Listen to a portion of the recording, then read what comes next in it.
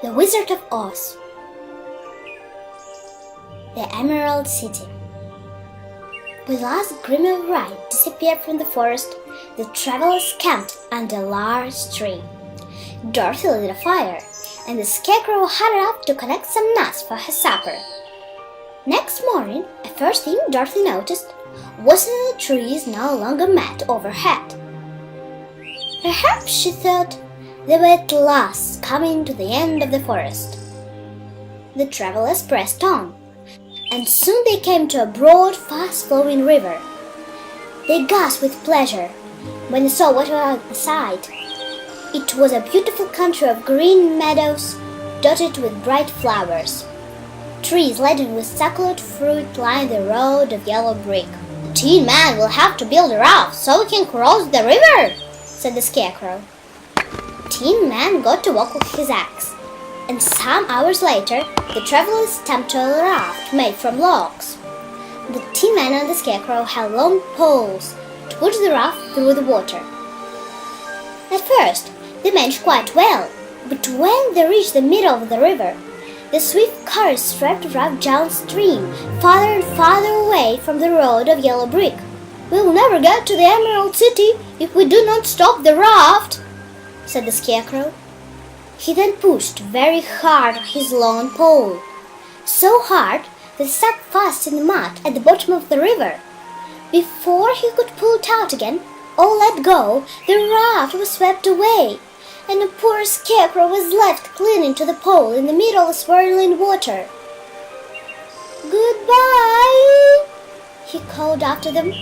The light spoke just as the Tin Man was about to cry for his lost friend. "Something must be done to save us.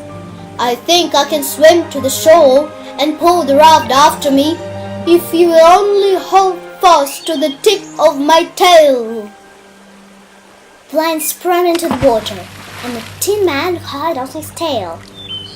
Big as the lion was, it was hard work for him to pull the raft to shore, but eventually he got them back to the current, and then Dorothy took the Tin Man's long pole and helped push the raft to land. They were all tired out when they finally stepped onto the pretty green grass, but they were worried about the Scarecrow, and after a few minutes' rest, they began to walk back along the river. Soon they saw their friend patching his pole in the middle of the water. No one knew how to save him, so they sat down and gazed wistfully at the same lonely figure. Presently, a stork flew by. "What are you doing here?" asked the stork. "Well, I wonder how to rescue the Scarecrow," said Dorothy. The stork looked at the Scarecrow. "If he wasn't so big and heavy, I would get him for you." "But he's not heavy at all. He's only stuck with straw. If you could bring him back to us, we would thank you forever." "Well, I will try," said the stork. She flew to the Scarecrow. Then, with great claws, she grabbed him by the arm and carried him back to his friends. The Scarecrow was so happy that he hugged everyone, even the lion and Toto. Then the kind stork flew away, pleased to have helped someone in trouble. The travelers walked along the smooth yellow brown beak, the Scarecrow singing, "Toad-a-roll-a-yo," at every step. Wherever they looked now, there were green fences and green houses, and the people all wore emerald green clothes. "We must be getting near to the Emerald City," said Dorothy, and as she spoke, a beautiful green glow appeared on her eyes. At last they arrived at the great green wall that surrounded the Emerald City. In front of them was a big gate, all studded with emeralds that glistened in the sun. Dorothy pushed the button on the gate and heard a tinkling of a bell. Then the gate swung open slowly, and they all stepped into a high arched room. Before them stood a little man clothed in green. At his side was a large green box. "Now, why have you come to the Emerald City?" he asked. "We have come to see the Great Oz," said Dorothy. "Oh, it's been many years since someone else to see us. He's powerful and terrible, and if you come for a foolish errand, he might be angry and destroy you." "But it's not a foolish errand," said the lion. "It is very important, and we have been told that Oz is a good wizard." "Oh, so he is, and rules the Emerald City wisely and well. But he is most terrible to those who approach of curiosity. I am the guardian of the gates, and it is much to say our great Oz. Oh, I must take you to his palace. But first, you must put on the spectacles." He opened the big box and took out some pairs of spectacles with green glass. "You would be blind with the branches of the Emerald City if you didn't know where these.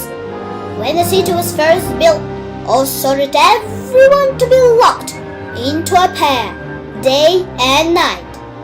Only I have the key to unlock them." The guard on the gates locked a pair of spectacles into each of the travelers. Then he led them into the gasoline street of the city. Everything was green. If the people's skin had a greenish tinge, when arrived to the gate of the palace, they were introduced to a soldier with a green beard. He went out to tell Oz that they wished to meet him. "Have you seen Oz?" Dorothy asked on his return. "Oh no," he replied. "I don't know anyone who has. Wherever I speak to him, he sits behind a screen. He says that he will see you, but you must each enter his presence alone. He does not want to see them one of you in a day. I will show you to rooms when you can rest, and tomorrow the great Oz will send for you." Next morning, a pretty girl dressed Dorothy in a gown of green silk and led her to the throne room of the great Oz. She boldly opened the door and found herself in a wonderful room lined with emeralds.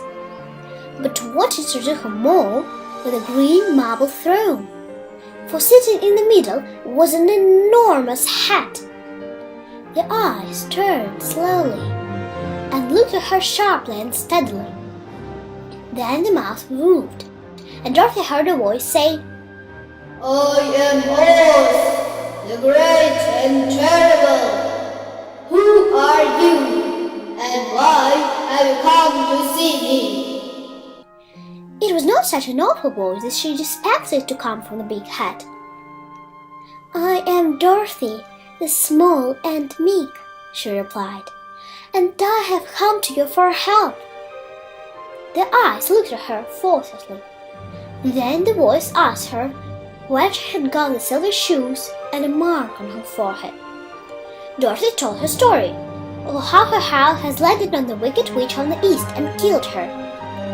Then the voice asked, "What do you wish me to do?" "Help me get back to my aunt and Uncle Harry in Kansas." The eyes rolled round very queerly. "Before I help you, you must first help me. You must go to the land of the wicked and kill the wicked witch of the west."